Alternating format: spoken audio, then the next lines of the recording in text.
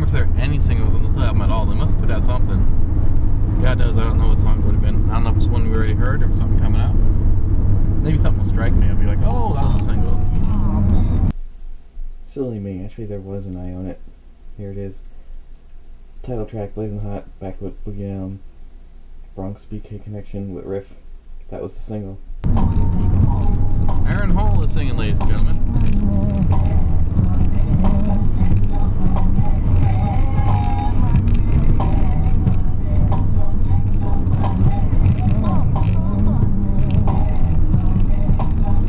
Let me pass this great big truck.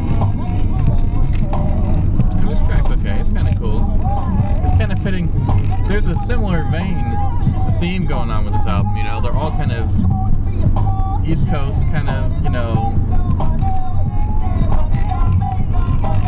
smooth tracks, slightly, you know, kind of,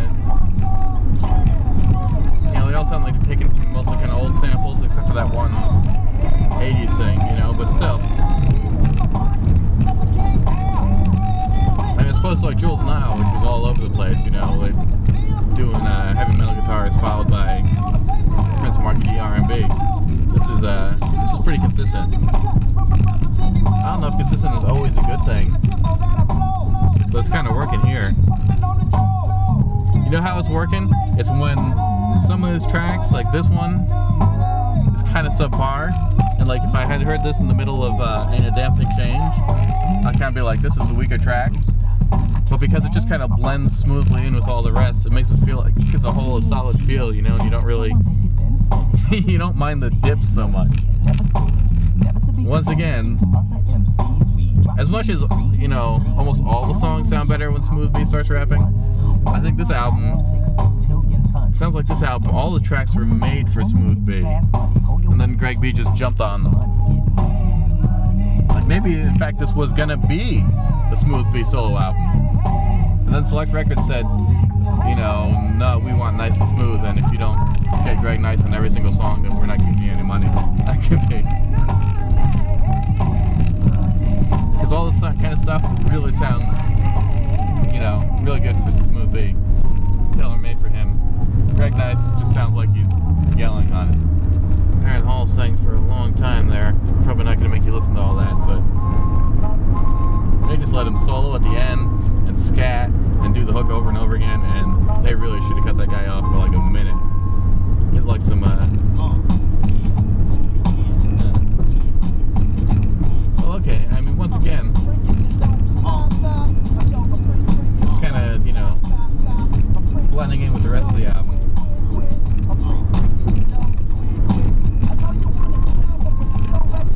Greg Nice is actually even kind of mellow here. You know, he doesn't sound so screechy hyper as he usually does.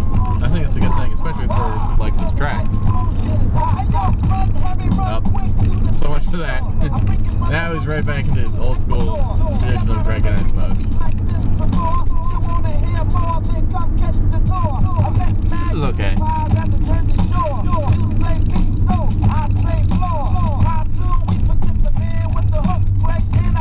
The man with the hooks, yes sir.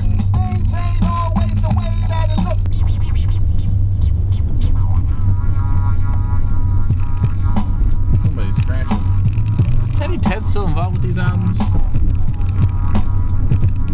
No, I don't expect he is. They don't name drop him anymore. I wonder what the deal with that is.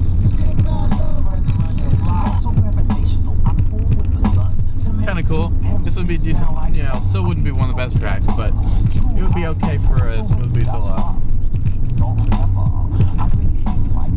I guess side B is not going to be as good as side A, but it doesn't fall so hideously, fall so far from the tree as Jewel of the Nile did.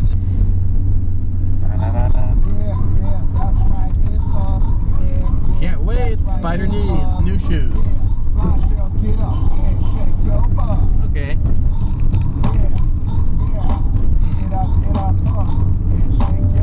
With a different kind of slower bass line. I don't know if I like this or not yet.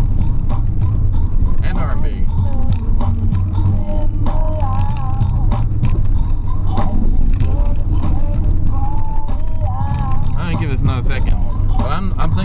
Barbie is not really gelling with this I Can't Wait stuff.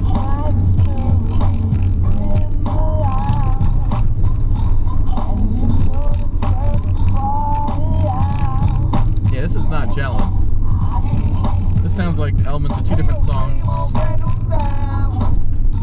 blended together and badly, you know?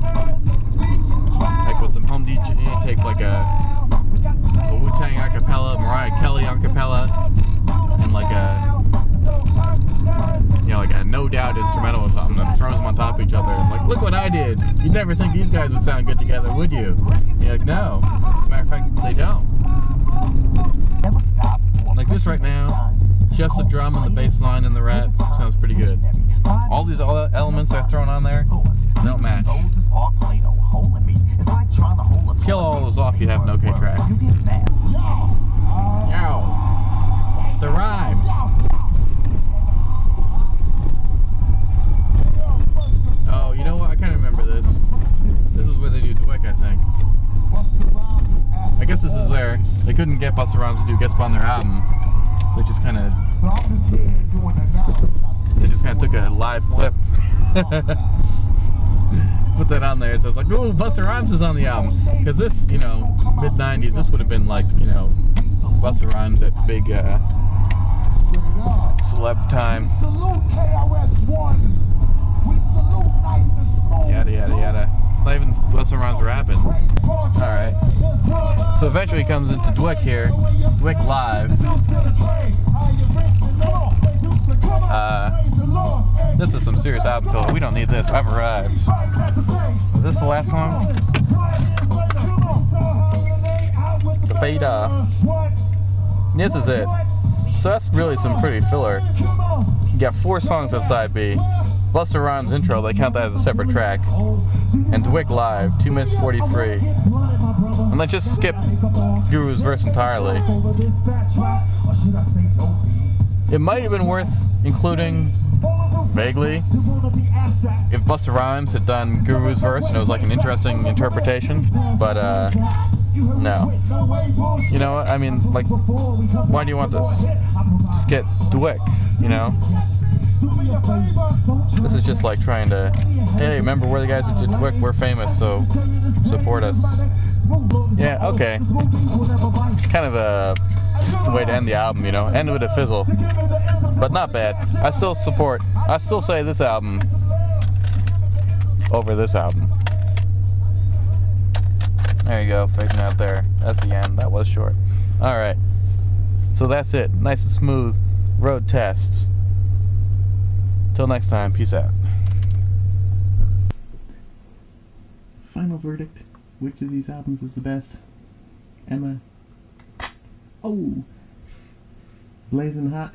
Emma likes Blazing Hot. There you go, folks. She made her choice.